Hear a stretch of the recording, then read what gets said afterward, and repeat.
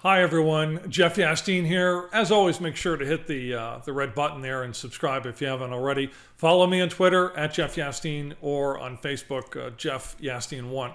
So let's talk about drones. Drone aircraft, robotic planes, that sort of thing. I believe the use of drones for making deliveries or even larger versions that could ferry people from one place to another holds great promise. Fortunes are already being made right now on these very ideas. And later in this video, I'll tell you about one company that's starting to generate consistent profits here today with its production of drone aircraft. And I expect the stock to double in value over the next couple of years. But first, as you probably know, we're already in the first inning of this ball game. Amazon, UPS, and many other companies are starting to test drone delivery systems, although no one really knows when they might go into wide-scale use. One of Google's founders has been testing a passenger drone, although it's only been seen in very limited invitation-only demonstration flights. But in Shanghai, a Chinese company called Ehang is already running public demonstration flights. The passenger gets on board, starts up the controls, and the onboard computer system does the rest: takeoff, flight, and landing. But let me put a brief quiz to you. When was the first successful flight of a drone aircraft? So maybe you're thinking of the CIA and the US military in Afghanistan in 2001. That was the first time armed drones were put in the air, able to send a missile into a desert terror camp. But drone aircraft have been flying long before then. Or maybe you're thinking of Operation Desert Storm in 1991, the first Persian Gulf War. That's when drones made their prime time debut. Each night during that short conflict, I remember watching General Norman Schwarzkopf hold a televised press briefing and introducing Americans to the idea of a plane that could remotely fly, or loiter as the military calls it, loitering over the battlefield for many hours at a time without a pilot on board. Or perhaps you're thinking of Vietnam. The US military used drone variants with names like Firefly and the Lightning Bug, and they weren't armed. The video surveillance technology that we think of today certainly wasn't available either. But many carried sensors that could detect SAMs. Those are surface-to-air missiles deployed by the enemy, the North Vietnamese army. So no, you'd have to go all the way back to a very different era to find the first successful flight of a drone aircraft, more than 100 years back. That's right. The very first successful drone flight took place in 1917. The plane was called the Hewitt-Sperry Flying Bomb. So no film of that flight, which took place after many, many unsuccessful tries from an airfield in Long Island, New York, exists. But the flight was at least 8 miles until the plane was seen disappearing over the Atlantic Ocean. But the US Army did film plenty of later flights in 1919 of a different model called the Kettering Bug. The technology was very crude. There's no computers, of course. The onboard piloting mechanisms were electrical gyroscopes and altimeters with some mechanical gearing and servo motors moving the flaps and ailerons. And at least one plane flew about 16 miles. So what's my point? Well, it shows you how long the concept of drones has been around. Nearly since the dawn of aviation itself. And it also shows you that investing in technology for technology's sake, because it appears new and promising, doesn't mean necessarily that you're going to make money at it, except as a sheer lucky speculation. So ultimately, it has to be a real business, not a startup, but a real proven enterprise with a path toward profitability, or at least strong rising cash flow to really be investable. Now, sometimes investors have to learn this the hard way to distinguish between hype and a truly investable business. For instance, last year, a drone ETF, an exchange-traded fund, was launched with the symbol iFly. It sounded cool, and as a concept, how could it miss? It was launched amid a round of press releases and promotional write-ups, but if you try to look for a stock chart of iFly these days, your screen comes up blank. And that's because the firm that ran the ETF basically sold off the portfolio, renamed and relaunched it with a different stock symbol or ETF symbol, and this time with a cloud computing concept instead. So perhaps a drone ETF was just a little too far ahead of its time. But that does not mean you can't invest in drones and drone technology. But it does mean that you have to invest in individual companies and do more of the homework yourself, or have someone like me do it for you. So I'm going to offer up one company that's just emerging into long-term profitability, in my opinion. It's called Kratos Defense and Security. The symbol is KTOS. Now, Kratos generates the majority of its revenue from U.S. defense contracts and those from allied militaries. It builds components for radar systems and military satellites and high-tech military flight simulators.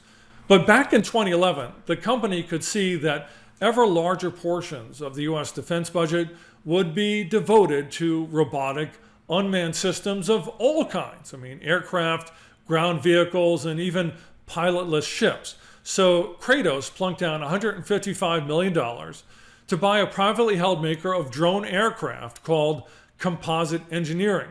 But rather than compete against the likes of Boeing and Lockheed Martin and other much larger defense companies, which already made advanced unmanned aircraft, Kratos focused on something else: unmanned aerial targets.